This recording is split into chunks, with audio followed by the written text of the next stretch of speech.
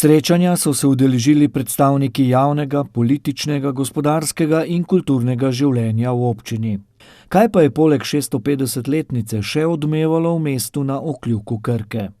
Zaključujemo namreč tisto nevralgično točko, ki je dolga leta morila naše paciente in tudi nas v zdravstvenem domu, torej ureditev parkirišč in okolice zdravstvenega doma. Sveda vsi mi si želimo, da bi ustvarjali, da bi imeli pogoje za delo. V Novem mestu se kar upiramo tudi tem različnim zunanjim vplivom. Da smo Slovenci in Dolenjci znova dokazali in pokazali družbi, da smo ljudje dobrega srca.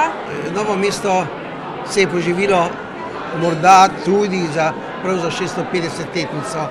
V jubilejnem letu je Novo mesto delovalo povezano, kar je po županovem mnenju prava usmeritev. Predvsem pa želim, da bo ta duh sodelovanja tudi v prihodnje. In v spiritualnem duhu je zvenel tudi nastop mešanega pevskega zbora Pomlad, ki je poskrbel za kulturni pridih.